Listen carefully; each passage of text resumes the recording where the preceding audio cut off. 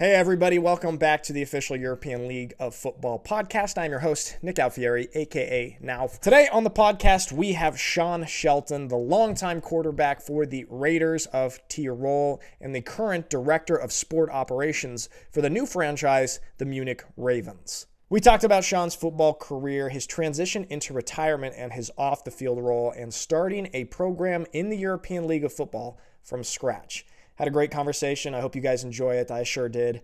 Sean Shelton. All right. We have got Sean Shelton, an absolute legend, an icon out here in the world of European football. He's got the wave down. There it is. Sean, first thing, just kind of selfishly, I want to talk to you as a fellow longtime player who is now retired. This is your first year being a retired football player, first year for me as well. How difficult was this decision for you after being a football player for so long, playing out here for so long? How difficult was it for you to decide it's time to hang it up? Not that difficult at all, to be honest. I think if I'm being honest with myself, I probably could have stopped up to 2019, and I think I would have been okay with it. Maybe there would have been some like, what if I kept playing, so on and so forth. But I think I would have been okay. I was satisfied. Everything that happened after that was more or less like icing on the cake. You know what I mean? And so when I look back on it, I haven't missed playing uh, really at all. Like there's moments like, oof, I think I still got it, of course. Yeah. But it's more or less I miss being involved in a team, in the daily grind of a team, directly affecting wins and losses. That's been the hardest part of this transition, not only stopping playing, but the role I'm in now um, is more or less, the team aspect of American football, because that's why I played for so long. Absolutely, man. I mean, I'm with you 100%. That's one of the most difficult things I would say is once you're done playing is kind of losing that day-to-day camaraderie and brotherhood and, being a part of Mhm. something, the Mhm. struggle of going through that with your guys. And I would say that's probably one of the most difficult things. And, For sure, because it's not like I ever hated practicing. right. I never hated games. I never hated travel. I hated lifting, which I just stopped doing after 2019, kind of, which is strange to say, but it's true. Much to the, you know, to I don't even know what word to use. Much of the um dismay or disapproval, let's say, to some of my Right. teammates. But I never hated the process. I never hated getting better at football. I never hated reps and practice in the pursuit of perfection, so to say, at least in terms of game planning and skill. Um, but I think it was just like, hey, other things in life got more important, and they're still more important, and that's why you don't really look back. Right. Yeah, I feel like also when you have kind of a clean break. I mean, you said that you theoretically would have been ready to be done in 2019, and essentially these last couple of years you're playing with house money, Exactly right. and so you can't. It's all positive. And then did getting the chance to have a season playing in the European League of Football and having a lot of success. I mean, you were named the MVP of your one and only season in the ELF. Did that kind of help be like, all right, that's a nice little, like you said, cherry on top, and that's me done? Yeah, well, 1,000%. I mean, Uh, I knew it was my last season after the Vikings game at home. It was a disappointing loss, but I got banged up a little bit, and even before the season, I knew it was kind of going to be my last year because, to be honest, the 2001 Austrian Bowl in Tivoli was like my Cinderella see ya. I was MVP. I caught a touchdown. I ran a touchdown. I threw two or three touchdowns. We beat the brakes off the Vikings at home in the Austrian Bowl, and it's like, okay, there's nothing, there's no send off better. Like that's just I didn't play very well that year, but it was like, okay, this is a good way to end it. And then it was like, hey, we're joining the ELF, and it's like come on. It was like you can't wait a year, and And then it was like, well, I have to see what this is about. And it was one of the better decisions I've made because it kind of set up everything that I have now. And I'm genuinely a believer of the ELF and the system of the ELF. And I think it's the best thing that's happened to European American football since I've been here. Um, but it was a pretty much foregone conclusion. It was like, all right, let's see how much left in the tank at the highest level that I've played at, and let's try to enjoy this last one. And I think we most certainly did. It didn't end the way I wanted it. I would much rather have a ring than an MVP, and I don't even know if I deserve the MVP. But nevertheless, it was a lot of fun. It was very, very enjoyable, and it was also a very good way to, like you said, I don't, the hamper game was a tough way to end it, but I don't look back with any bitterness or regret or like what ifs. It was good. Yeah, that's great to be able to step away with no what ifs. You feel like you did everything, you got to accomplish everything, experience everything, and then For sure. yeah, then like you've mentioned, you have transitions into a new role here with a different team with the Munich Ravens. I want to know a little bit about this, how this transition went down. Did you have a desire to be able to stay? Like, obviously, you're entering into an off the field role. Did you have a desire to be able to play this role with the organization that you'd been with for so long, the Raiders in Innsbruck? Was that a desire of yours, or did you want to kind of step away from the shadow of your great playing career and start something new and fresh? No, actually, I had no desire or envisioned leaving the Raiders ever.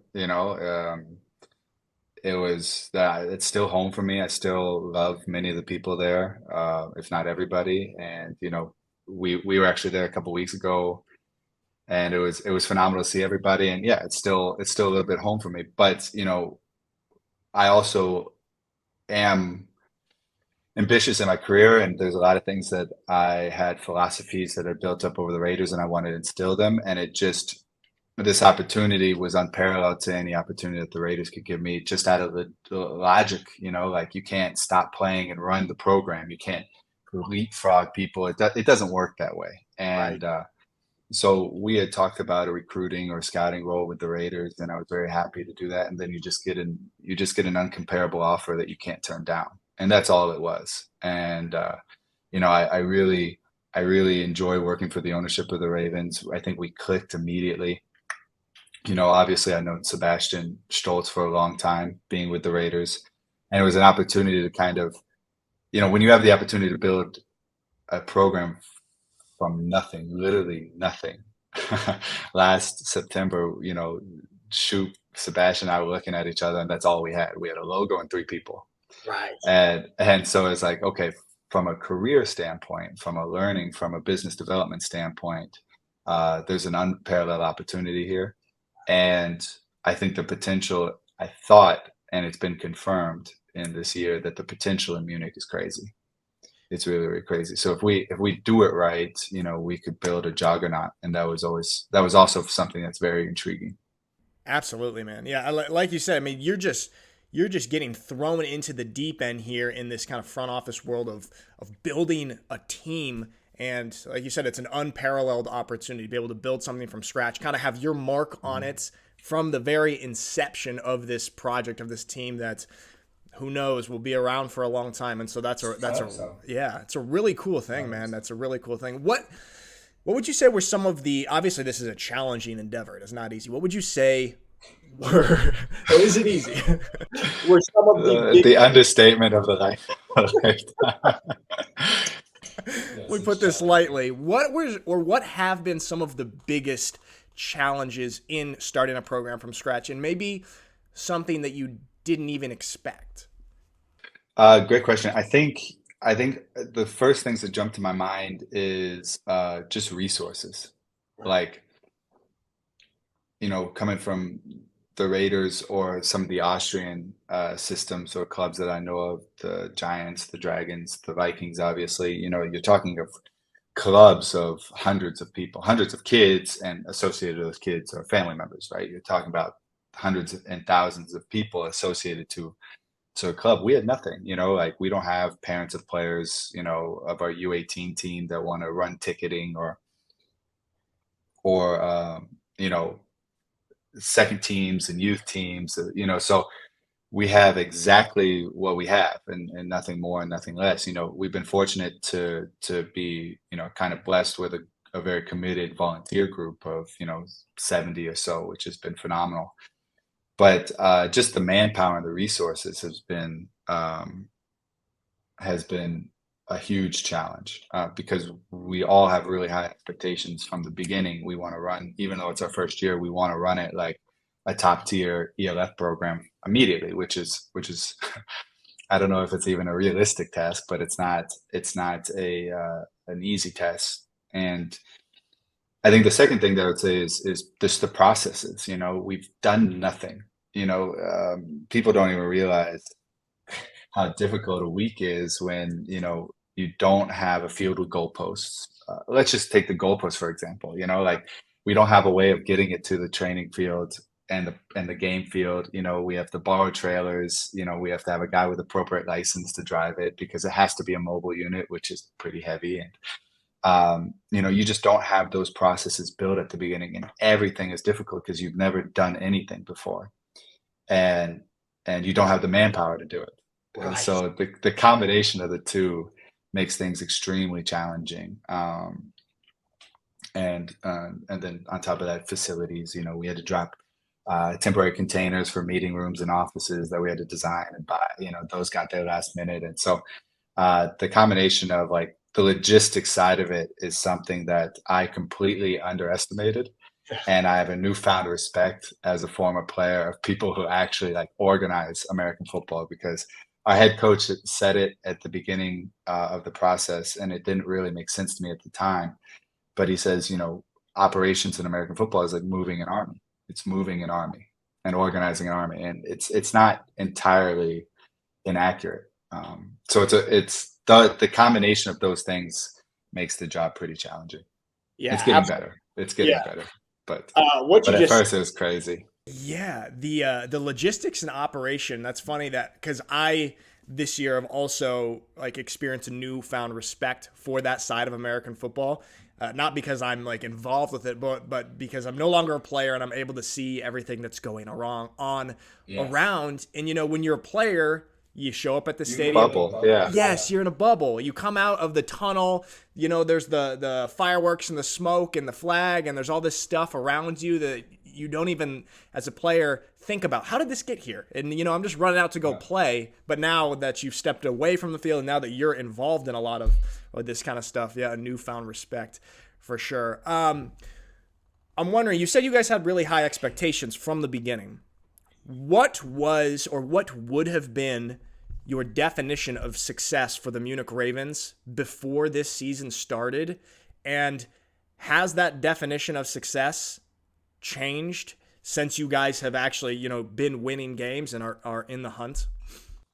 Yeah, I think that's an interesting question, and I think it would probably be answered by differently from different people. What is your definition of success? Even though it's something that we talked about a lot. For me, I think what would have been a successful season is a proof of competency, a proof of concept. You know what I mean? And to finish the season with everybody going, okay, they're onto something really, really good there. Like they're watch out for them in 2 seasons. That's what would have been successful. And that doesn't mean our players, it also means our coaches, it also means fans, it also means other players and other opponents, and going, okay, they're going to be a problem in the near future. That would have been a success. What exactly that looks like would be tough to exactly pinpoint, but I think we've done that.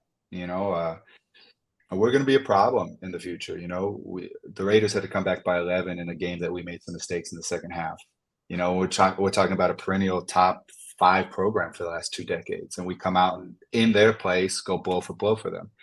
You know, um, we played the Rhine Fire tough in the first half. They came up to us the game like we had to make some halftime adjustments. You know what I mean? Like if we didn't score right before half, you guys take the lead into halftime. Obviously we had a disappointing performance against the Surge and the first game against the Raiders, but then we've come out and done things that like first year programs shouldn't do, like manhandle Milano at home and go to Barcelona and get a great win against a good team. So I think where we stand currently, we can't be satisfied because, like I said, we let a really important game in Innsbruck get away from us. But like, if you asked me before the season, you guys are going to be 4-4, and you have 2 losses against the Raiders, 1 loss against the Surge, and 1 loss against Rheinfire, and you've played well against these teams in similar scenarios to you, at least Helvetic and more established teams like Barcelona, Milano. You've won convincingly. It's like, okay, that's where we should be, and in my opinion, that's where I thought we'd be before the season, and we've lived up to our own expectations in terms of performance. And so, obviously the goal before the season would be a playoff contention. The Raiders game makes it tough. We're not out of it, but we have to win out and get lucky, I think. Even though I'm no like playoff bracketologist or whatever you want to call it, but yeah, long answer short. I think we needed to prove competence and prove potential and prove that we're building something special. And I think we've been able to do so. Absolutely, man. I mean, especially when you look across the board at first year or new teams in this league, you guys are operating at a level just in a whole different category, it seems like, both off the field and on the field. And I mean, there's probably just so much work and so much stuff that we don't even realize you guys are doing to make this happen. Like, you realize, you've put together 4 wins. You have any idea how incredible that is and how much work behind the scenes, and especially as a first year team, man. So it's cool to see. Well, yeah, I appreciate that. And the thing that I think maybe like Helvetic is that's why it's really cool to go against them, because that's the most accurate comparison, right? And I think Bavarian football is maybe a notch above Swiss football, but in terms of like operations and team chemistry and so on and so forth, we've done a lot of things right, and we've done some things wrong too, for sure.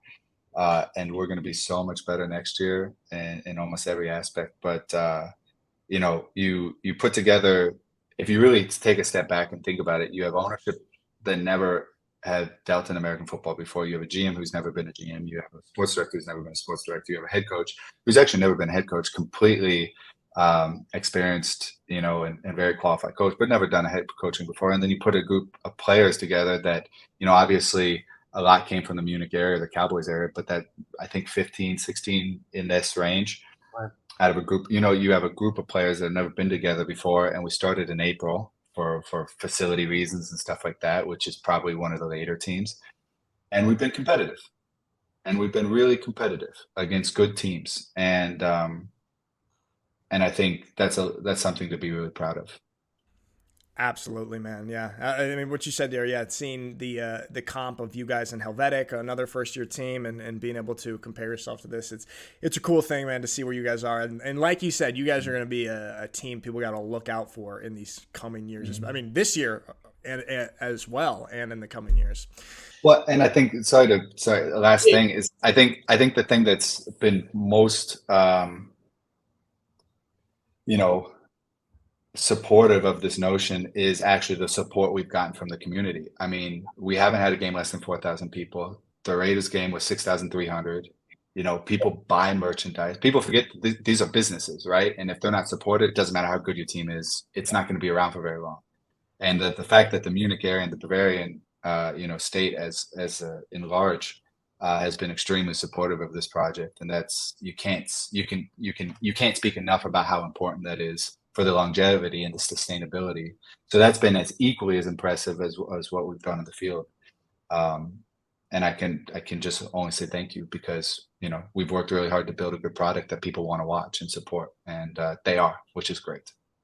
Absolutely, man. I remember I said it to multiple people after being at the Surge first Ravens game at your guys' place, mm-hmm. where it was about 5,000 people, not even your most fans, and I was blown away at this game day atmosphere, especially for a first-year team. It was so cool to see. I mean, man, I've been playing football in Germany for 7 years. I've been playing football in Munich for 7 years. Right. and we would have 700, 800, maybe 1,000 people at those games, and to see that what you guys have done out of the gate, really cool to see, man. Yeah, cool. Thank you. Cool. Thank you. Yeah. So, lastly, I would like to talk about an issue that a lot of people are talking about. Recently, your former team, the Raiders, released their quarterback midseason due to what they called their ongoing evaluation process.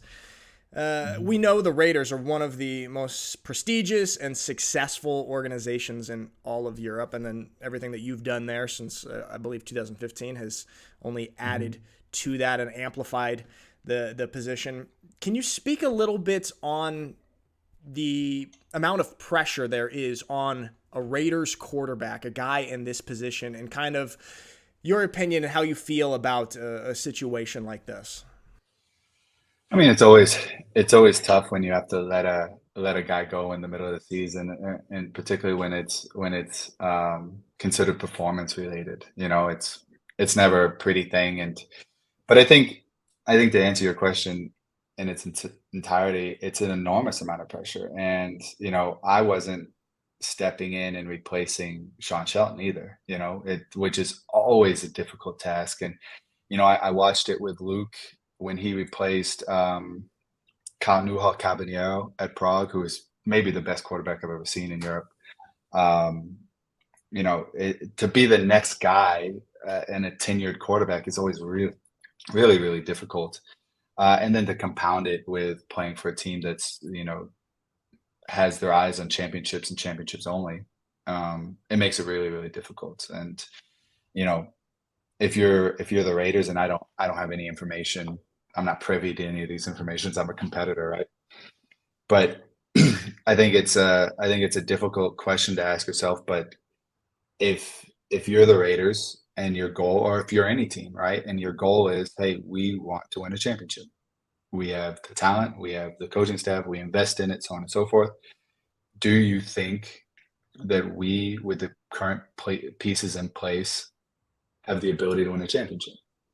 And if the answer is no, honestly no, then you got to make some really tough decisions. And I would guess that was where the Raiders were at the quarterback position. And it's it's just part of it, unfortunately. It is a performance business, and you have to play well. And if they deemed that they couldn't reach the goals with the current pieces in place, and it was worth making change mid-season, which is because I've also been a quarterbacks that come in mid-season and try to play, which is also extremely difficult. You have to make a tough decision, and I assume they went with their guts. But I mean, I'm a little bit surprised at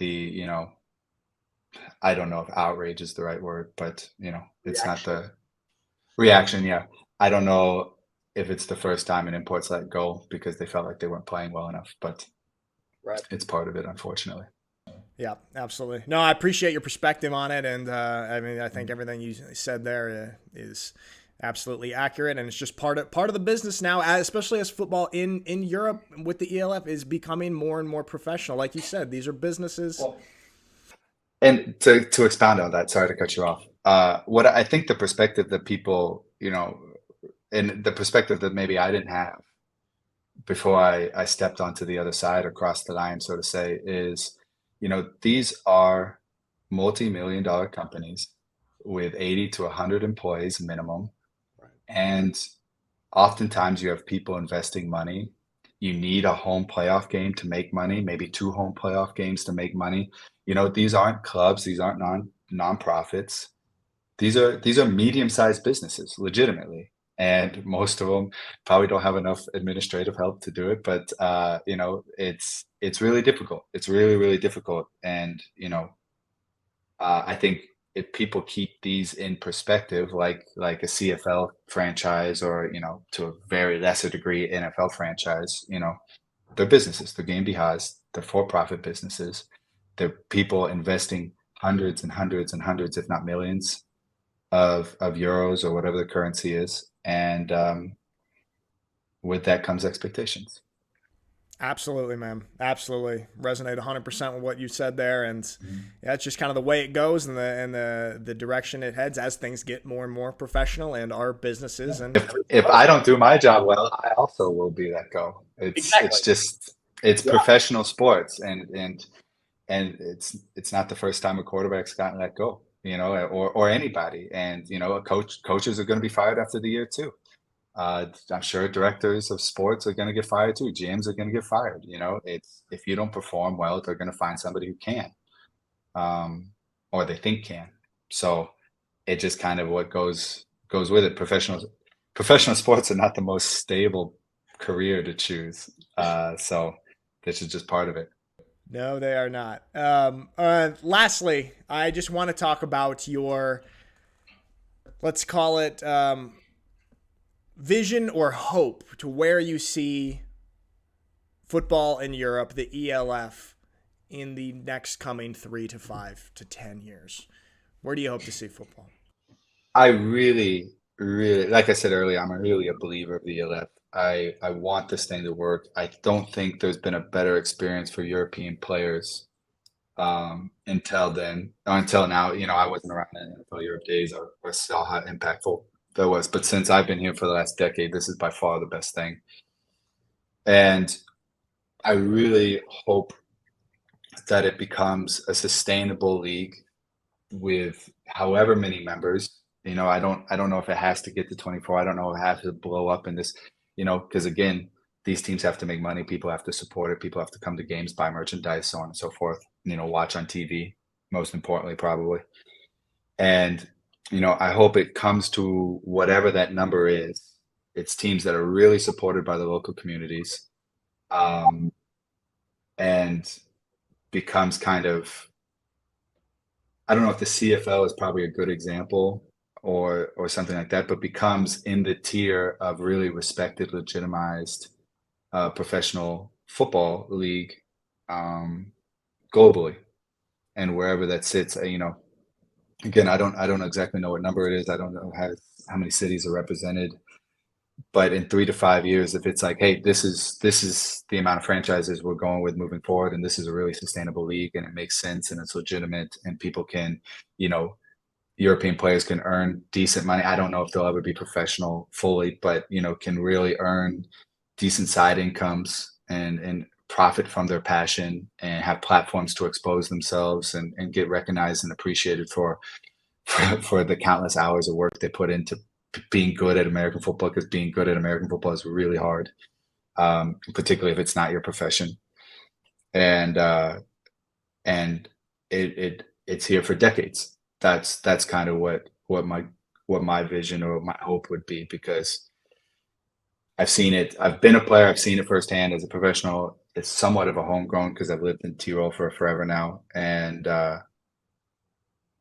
it's just the best thing going. So I really, really, really hope it survives and is something that can uplift homegrown, particularly or European-based players for a long time. Awesome. Sean Shelton, man, director of sport operations for the Munich Ravens, longtime legendary, iconic quarterback out here in Europe. Big fan of what you've done off the field or on the field, Thank and you. now what you're doing off the field, Sean. Thanks a lot for Thank you. taking the time to talk with us today. I appreciate it. No problem. Thanks for having me.